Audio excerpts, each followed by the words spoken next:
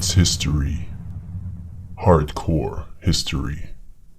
The real hardcore history. Okay, hello Dan. My name is Malik and this is Patrick. And we're talking to you from Aachen, Germany, a city you will know for sure. I've been a long-time fan of your podcast and I'm right now listening to THOR'S Angels, quite about at the end. And you were mentioning Charlemagne, Karl der Große, and props for your good German most of the time. I thought since I'm a very big fan of your podcast, I wanted to give something back to you and show you how the real Aachen today looks like and what you can still see from the Roman Empire and from Karl der Große. So let's go. Okay, so what you can see, I hope, right behind me is the dome. Let me check. So this is Aachen. I think a quite typical city in Western Germany, 250,000 to 350,000 inhabitants. And we're getting closer to the old sacred places and where Charlemagne lies. I don't even know if you have ever been to Germany, if you have seen all those places or not. We just give it a shot. What's typical about Aachen is there are very many fountains. Or do you say springs? I don't know. No, fountains. Because Aachen in French is called Aix-la-Chapelle or Aquis Grana in Latin. And it's well known for its hot water, which is the reason why Karl der Große has been here, as far as I know, because he might have had troubles with his bones, rheumatic. I have to look it up. I don't know it in English. You know, he had some disease. I think many kings and famous people have been here because of the hot. All right, we have to work with that device, and I don't know it so well. Okay, what I want to show you first is this archaeological window. We have kind of a problem in Aachen. When you dig into the ground, you will very often find stuff from medieval times, from Roman times, and it makes digging somehow very expensive. I hope it's not too loud, and I hope you can see what's down there. Ah, yeah. You see, people throw money for luck in this tube, and I think it's from Roman times. Let me read what's written here. Okay, in 2005, this has been found. It's a tube made out of Blaustein, which means blue stone, from the 15th and 16th century. Here has they led some water through that from the Pau. It's a local. No, it's not a river. It's not even a small river. It's a little creek. And until 1837, a mill has been powered by this. And below that, there's another kind of stone from the 9th or 10th century. And yeah, they built it here so everyone can see what's down there. And I will show you several other sites. And now what you can see, we're approaching the marketplace in Aachen, the central market. And there is all the old sites from Charlemagne. So right now we're approaching the marketplace. And as you can see on that fountain, there's Karl der Große. To the right, you will see the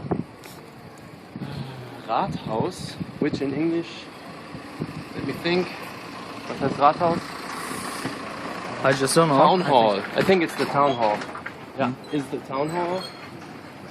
And this is kind of interesting because you will see the stones here are from many different centuries. This, I think, is from Karl der Große from its time around the 800s, and we will show you the oldest tower that we have on the other side of the building. But at first, let's approach the king himself. Since he is the Christian king, as you have told me, you will recognize that the ball in his hand has the cross on top. And so does the crown. So this is the town hall in Aachen.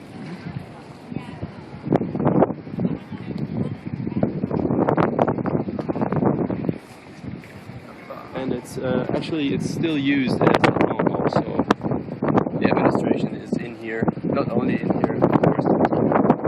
You've heard before, Aachen is the size of 250,000 inhabitants to 350,000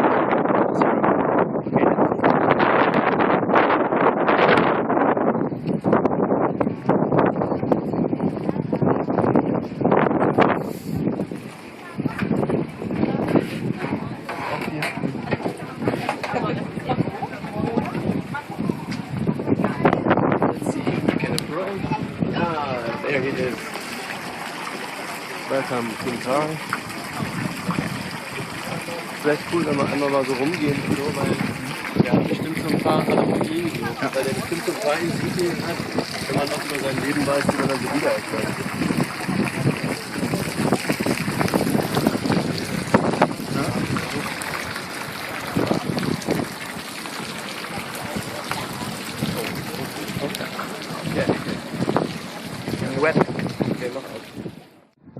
So from the scenery from the marketplace in Aachen, you will see our local, I think it's the oldest cafe that we've got. This house, I think, is from the 16th century. I'm not quite sure, but it's very old.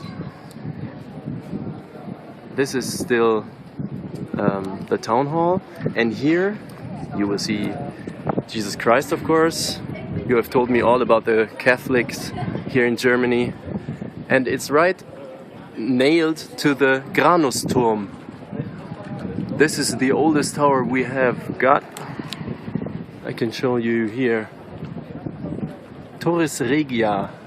So the Tower of Granus. In 8th century it was built as part of the Pfalz from Kaiser Karl, which means King Carl. So this thing is the real old stuff, as you can see. Mostly because the stones are really rough. With the newer parts you will see polished stones and stuff, but not here. And when I turn around, here you see the civil office. People can marry here. In German it's Standesamt. And you will see the logo from the city of Aachen still has this triangle here. And this comes from, what you can see here is the dome, which is the real thing that Carl helped building. And you will very soon see why this rectangle is still in the logo. We just go around the corner. On my right hand side, this is the so-called Katschhof, which is not the marketplace. We have kind of two marketplaces, but there are no markets here. And this is the town hall from the back side, and it has been in the old times it has had a connection to the dome. And here on this Katschhof, don't ask me what Katsch means, but here you can see the dome itself, and they're building something, a fun site. I don't know exactly what it will be. Fun fair, something like that. They do stuff like this here often. And here's the dome. You will quite never see it without any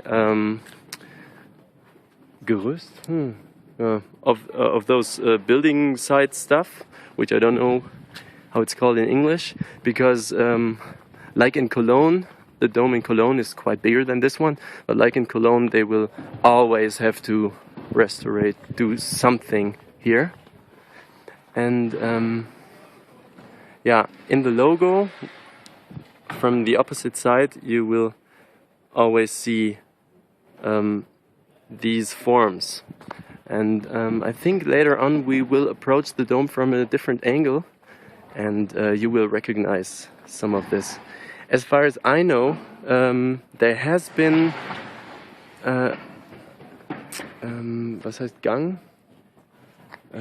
A pass-through, I don't know how it's called, from this building where Karl could go to the Mass, the Holy Mass, so he wouldn't need to walk the floor like everyone else, and he could go there even when it was raining or stuff like that. He wouldn't get wet. And this is the historical site. Maybe you know this quite better than I do, but this dome, of course, hasn't been built entirely in Karl's time, but over centuries and centuries. But the very old part of this is on the other side, and we will go around and I'll show you what is the very old and typical stuff for Karl.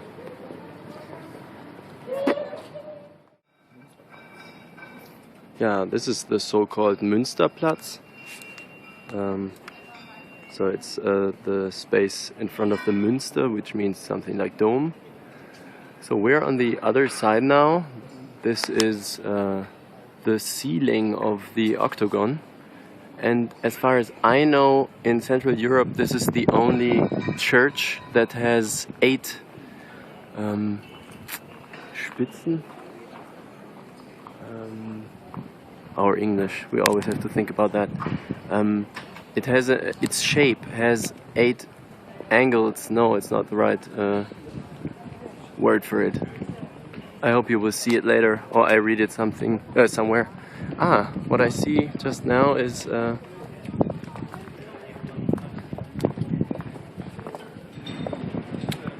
hope you can see what's written on that door. Carlo Magno. So Karl is everywhere here.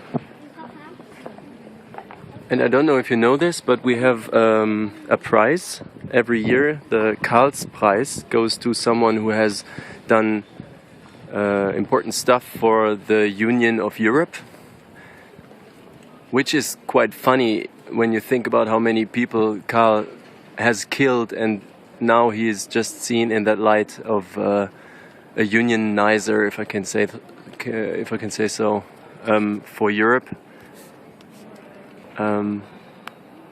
You have said stuff like that about Alexander the Great very often, and also about Karl der Große. Here you can see how a peak of one of those towers looks like in real size.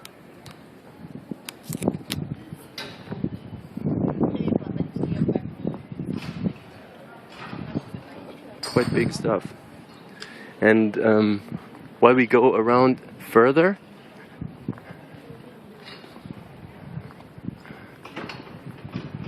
there is Karl again.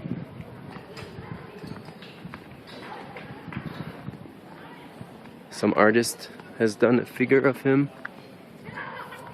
but this is contemporary, it's not very old or anything.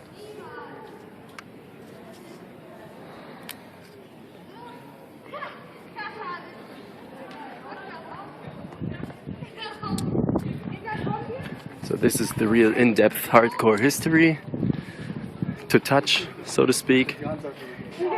Here you can see the dome in a small size.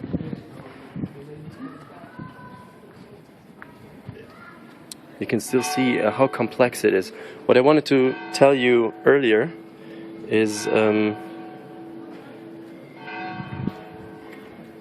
let me see, we learned all this as children in school, but this is really a long time ago. We will go in here right now if it's open, and we'll just try to get in. There are very many stories about the devil coming to Aachen, and how the very smart Aachener people could defend him again, time and time again. This door, I think, is also very old, but please, I have no idea how old it is. When you go in here, you can feel there's something inside the mouth of this, I think it's a wolf, but I'm not quite sure, which is not to be found in here. And the story goes that the devil wanted to get inside this dome, I think, and some smart Aachener inhabitant could slam the door in his face, and when the devil tried to get hold of him and grasped him, then the door cut off his thumb, and this is what you can still feel inside of that mouth. If your Latin is good enough, you could read what's written on that sign. Coronatio Beate Mariae Virginis. Oh my god. So let's see if we can, like all the tourists, if we can get inside, and then we get to the next episode. Okay, something I want to tell you before we go in, because I think we have to remain silent, is you will see a collection of very old things, including the Barbarossa Leuchter, which is the lamp of Barbarossa. It has, there's one very interesting thing about it, because they built the chain that's holding the lamp in a way that from a standpoint from the floor where we are, when you look up, normally chains tend to get smaller, of course, because the 3D angle makes them appear smaller. But they built the chain in a way that it doesn't appear to get smaller. Things like that from the medieval times, very interesting. Okay, here we go.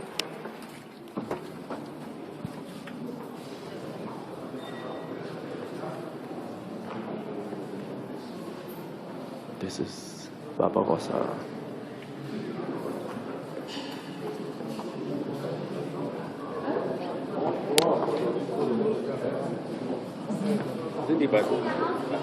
And at the end you can see the golden shrine from Charlemagne, which you will find in Wikipedia as well. We can get closer later. And here's the chain I was talking about. I have no idea if you can see that. If you can see it in the video.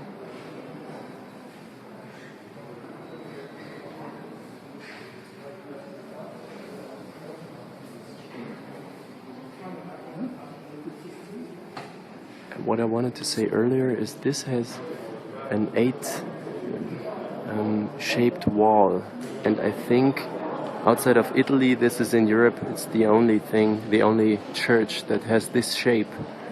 Even though my English lacks, I can't tell you much more about it.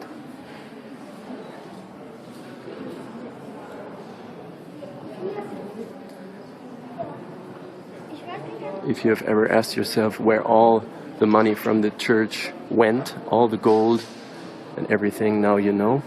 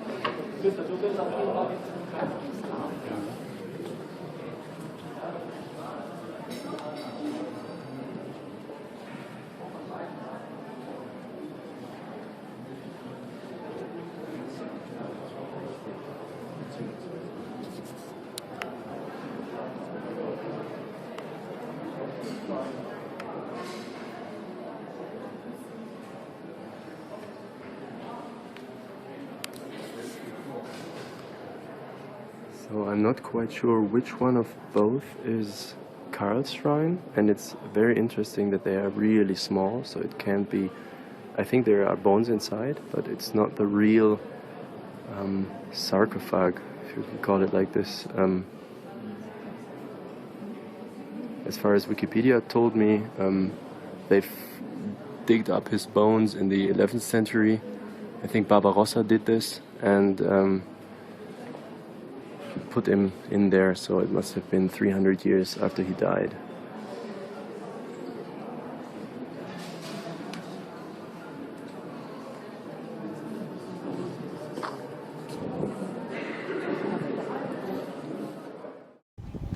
Alright, as I've told you before, here you see the Archeological Window.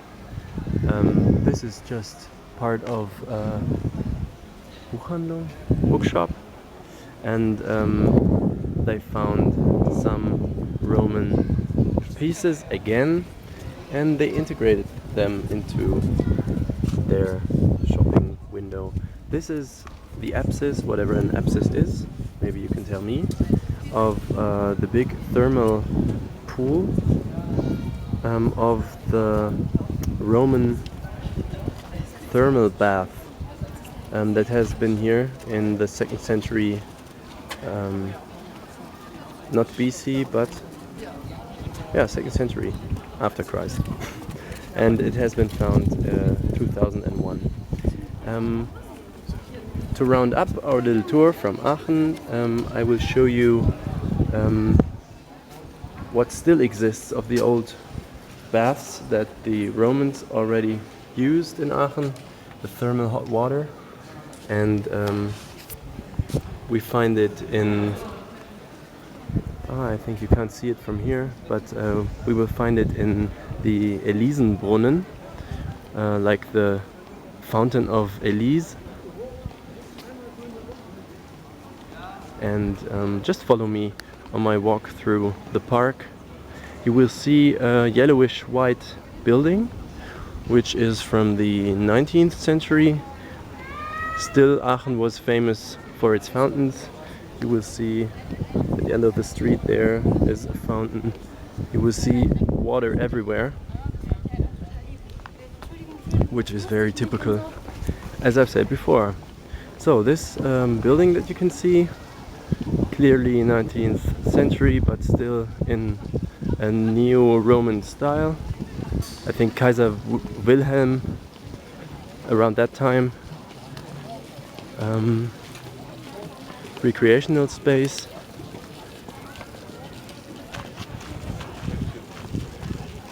Inside we will see the real hot water that's coming right out of the ground, because this is just normal tap water. Wanted to show you some scenery back there. That strange brown thing is just a bus stop, and I think it has been built by Liebekind or Eisenman, some famous American architect. So this is inside the Elisenbrunnen, and it already, there's a smell in the air. It's like, wie heißt das? Nein, das was in Pisse drin ist, das Schwefel, ja. I have to look it up. Schwefel. In the winter time, so this water is hot. It's too hot to shower, I would say. So it's not comfortable to hold his hand in. You can drink it, but it stinks like, I think, ammonia. I have to look the words in English up at home. Ah, okay. Brimstone. Brimstone. Okay. Sulfur. Sulfur. Ah, alright, sulfur. That's the correct word. And this building doesn't have any purpose. It's just nice to have, I guess. And as you can see here, which kings have come here to bath in the hot water.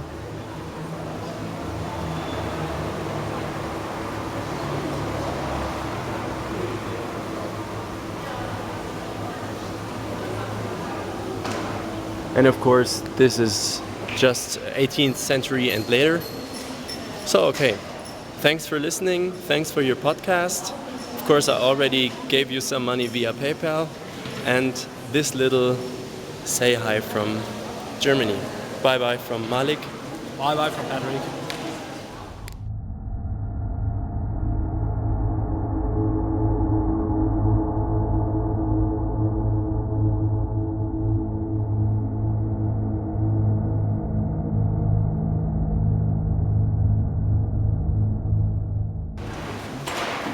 Oh, and there's one more thing. We found another of those what's that, Tafel? Yeah, and as you can see, King Pippin has been here 753, and even Candidinius Gaius Sevier around 150, and of course Karl der Große, not only his father, but the guy himself, for many years. And Albrecht Dürer, and many, many other people. Alright, so postscriptum, bye bye.